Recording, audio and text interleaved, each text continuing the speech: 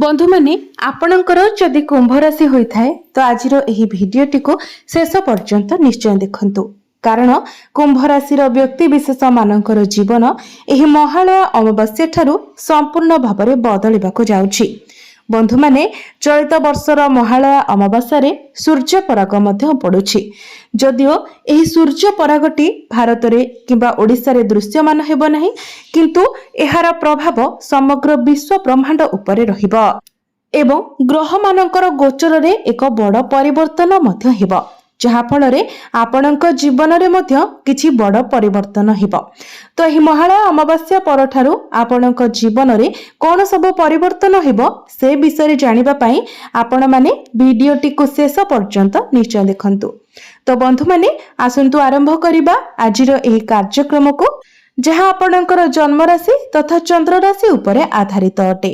तेबे भिडियोटी रे आगो को बढ़िबा पूर्वरु जदि आपणकर कुंभ राशि होइता है तो भिडियोटी को लाइक करी चैनल टी को सब्सक्राइब करि देबे एवं कमेंट बॉक्स रे भक्ति एवं श्रद्धार सहित जय श्री जगन्नाथ जय मां लक्ष्मी निश्चय लिखिबे।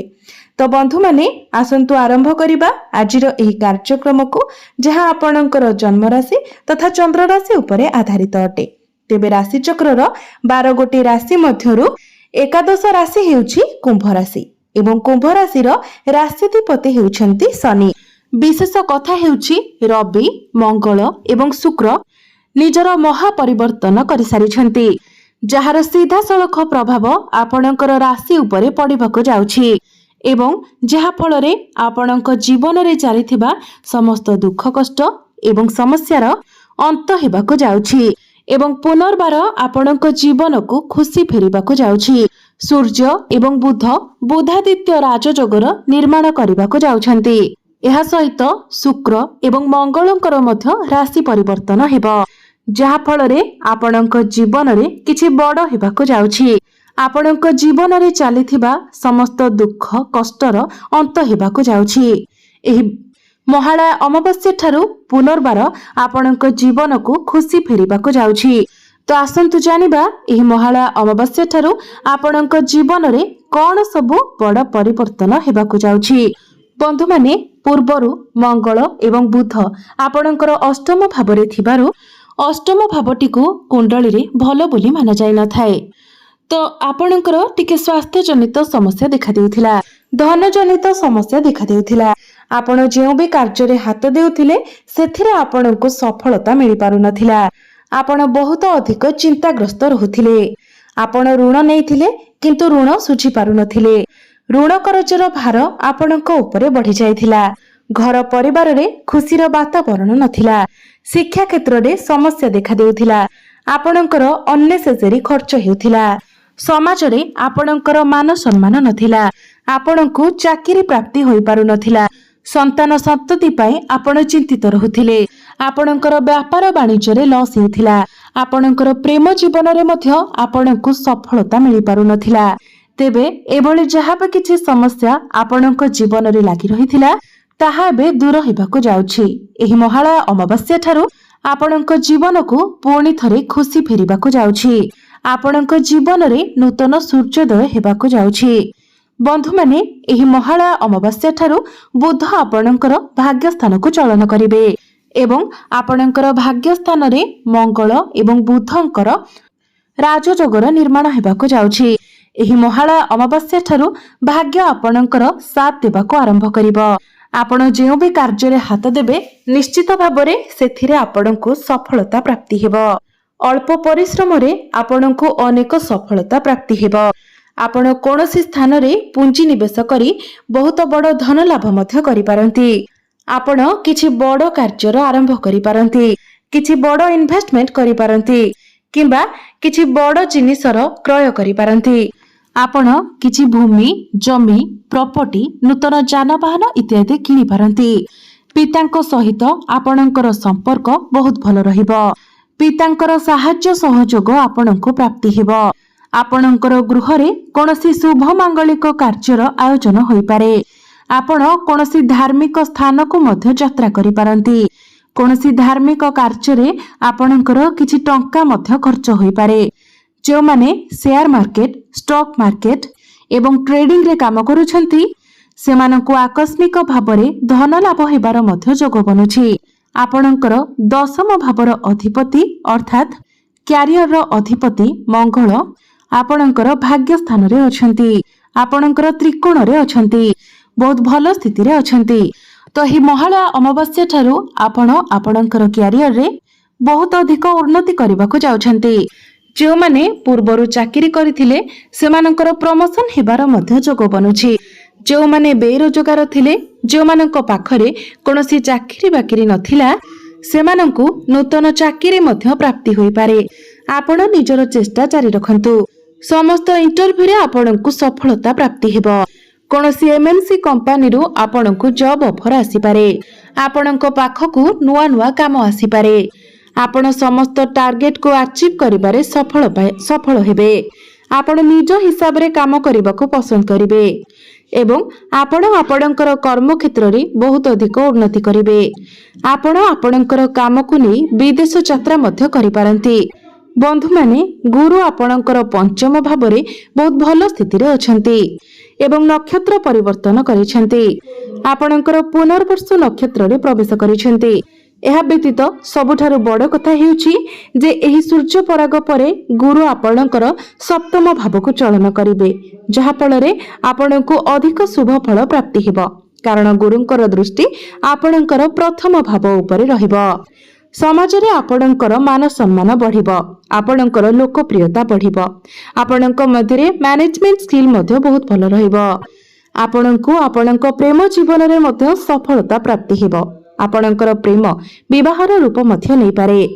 ଯଦି ଆପଣଙ୍କ ମଧ୍ୟରେ କଥାବାର୍ତ୍ତା ବନ୍ଦ ହୋଇଯାଇଥିଲା କିମ୍ବା ବ୍ରେକଅପ୍ ହୋଇଯାଇଥିଲା, ତ ପୁଣି ଥରେ ଆପଣଙ୍କ ମଧ୍ୟରେ ପ୍ୟାଚଅପ୍ ହୋଇପାରେ। ଯଦି ଆପଣଙ୍କର ପ୍ରେମ ଜୀବନରେ ପୂର୍ବରୁ କିଛି ସମସ୍ୟା ଚାଲୁଥିଲା, କଳି ଝଗଡ଼ା ମନାନ୍ତର ମତାନ୍ତର ଲାଗି ରହୁଥିଲା, ତ ସେସବୁ ଦୂର ହୋଇଯିବ। ପ୍ରେମ ଜୀବନରେ ଆପଣଙ୍କୁ ଶୁଭ ଫଳ ପ୍ରାପ୍ତି ହେବ ଏବଂ ଯେଉଁମାନେ ସିଙ୍ଗଲ ଅଛନ୍ତି ସେମାନଙ୍କୁ ନୂତନ ପାର୍ଟନର ମଧ୍ୟ ମିଳିପାରନ୍ତି। ଶୁକ୍ର ଆପଣଙ୍କର ସପ୍ତମ ଭାବରେ ଥିବା କାରଣରୁ ଯେଉଁମାନଙ୍କର ବିବାହ ହୋଇଯାଇଛି ସେମାନଙ୍କର ବୈବାହିକ ଜୀବନ ସୁଖମୟ ହେବ ଏବଂ ଯେଉଁମାନଙ୍କର ବିବାହ ହୋଇନାହିଁ ସେମାନଙ୍କ ଘରକୁ ବିବାହ ପ୍ରସ୍ତାବ ମାନ ଆସିବ। ଆପଣ ଆପଣଙ୍କର ଶିକ୍ଷା କ୍ଷେତ୍ରରେ ମଧ୍ୟ ବହୁତ ଅଧିକ ଉନ୍ନତି କରିବେ।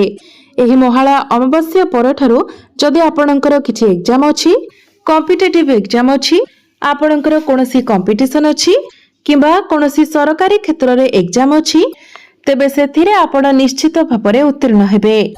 ଆପଣ ଉଚ୍ଚ ଶିକ୍ଷା କରିବା ପାଇଁ ବାହାରକୁ ଯାଇପାରନ୍ତି। ଆପଣ କୌଣସି ନୂତନ ସ୍ଥାନରେ ଆଡମିସନ ନେଇପାରନ୍ତି। ପାଠପଢ଼ାକୁ ନେଇ ଆପଣ ବହୁତ ବଡ଼ ପରିବର୍ତ୍ତନ କରିପାରନ୍ତି। କିଛି ବଡ଼ ଡିସିସନ ନେଇପାରନ୍ତି। ଆପଣଙ୍କର ମନ ପାଠ ପଢ଼ାରେ ଲାଗିବ।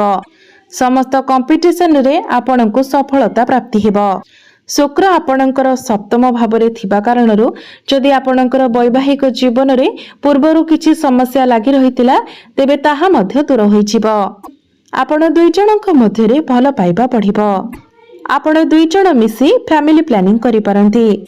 କିଛି ବଡ଼ ଡିସିସନ ନେଇପାରନ୍ତି।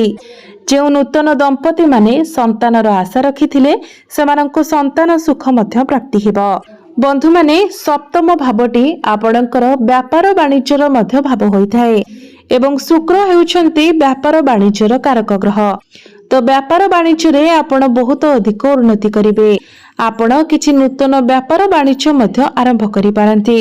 ବ୍ୟାପାର ବାଣିଜ୍ୟକୁ ନେଇକି ଆପଣଙ୍କ ମନକୁ ନୂଆ ନୂଆ ଆଇଡିଆ ମଧ୍ୟ ଆସିପାରେ। ପାର୍ଟନରସିପରେ ଯଦି ଆପଣ କିଛି ବ୍ୟାପାର ବାଣିଜ୍ୟ କରୁଛନ୍ତି, ତ ଆପଣଙ୍କୁ ନିଶ୍ଚିତ ଭାବରେ ସଫଳତା ପ୍ରାପ୍ତି ହେବ। ଆପଣଙ୍କର ଡେଲି ଇନକମ୍ ବଢ଼ିବା ସହିତ ଆପଣଙ୍କର ଫାଇନାନ୍ସିଆଲ ଗ୍ରୋଥ ମଧ୍ୟ ହେବ। ଆପଣଙ୍କର ସଞ୍ଚିତ ଅର୍ଥରେ ବୃଦ୍ଧି ହେବ। ରାହୁ ଆପଣଙ୍କର ପ୍ରଥମ ଭାବରେ ଥିବା କାରଣରୁ ଆପଣ କିଛି ବଡ଼ କରିବାକୁ ଚେଷ୍ଟା କରିପାରନ୍ତି କିମ୍ବା କିଛି ବଡ଼ ଭାବିପାରନ୍ତି। ସମାଜରେ ଆପଣଙ୍କୁ ମାନ ସମ୍ମାନ ଏବଂ ପଦ ପ୍ରତିଷ୍ଠା ପ୍ରାପ୍ତି ହେବ। ଆକସ୍ମିକ ଭାବରେ ଆପଣଙ୍କର ଲୋକପ୍ରିୟତା ବଢ଼ିବ, କିନ୍ତୁ ବେଳେବେଳେ ଆପଣଙ୍କ ମଧ୍ୟରେ କନଫ୍ୟୁଜନ ମଧ୍ୟ ଦେଖାଦେବ। କାରଣ ରାହୁ ହେଉଛନ୍ତି ଭ୍ରମିତ ଗ୍ରହ। ତେଣୁ ରାହୁ ଆପଣଙ୍କୁ କନଫ୍ୟୁଜ କରାଇ ପାରନ୍ତି। ତେଣୁ ତରବର ହୋଇ ଆପଣ କୌଣସି ଡିସିସନ ନିଅନ୍ତୁ ନାହିଁ। ଆପଣଙ୍କର ସ୍ୱାସ୍ଥ୍ୟରେ ଯଦି କିଛି ସମସ୍ୟା ଲାଗି ରହିଥିଲା ତାହା ମଧ୍ୟ ଠିକ ହୋଇଯିବ। ଆପଣ ନିଜକୁ ସ୍ୱାସ୍ଥ୍ୟବାନ ଅନୁଭବ କରିବେ।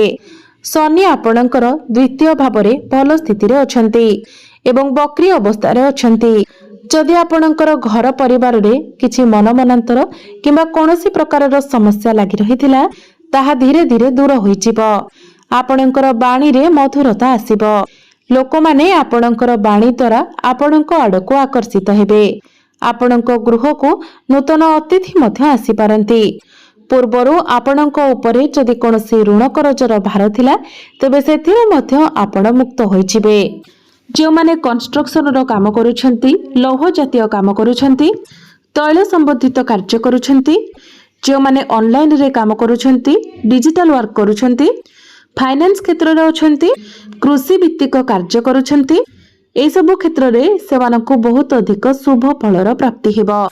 जो माने आईटी सेक्टर रे अछंती, टेक्निकल फील्ड रे अछंती किंबा कोनोसी शिल्पानुष्ठान रे अछंती सेमाने ए सब क्षेत्र रे बहुत अधिक उन्नति करिवे।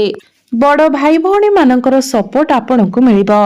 तेबे बंधु माने कुंभ राशि रो व्यक्ति विशेष माने एही महालया अमावास्या ठारू प्रत्येक क्षेत्र रे उन्नति करबाको जाउछंती। तेबे अधिक शुभ फल प्राप्ति करिबा पई आपण प्रत्येक दिन शनिकर बीज मंत्र 108 थर जप करंतु। प्रत्येक दिन संध्या समय आपण हनुमान चालीसा पाठ करंतु एवं प्रत्येक दिन आपण उदित सूर्य को तंबा पात्र रे जलार्घ्य अर्पण करंतु। निश्चित भावरे आपणको अधिक मात्रा रे शुभ फल प्राप्ति हेबो एवं आपणकर भाग्य रे मध्य उन्नति आसीबो। तो बंधु माने आपणकर जीवन मंगलमय हेउ एहा ही ईश्वरक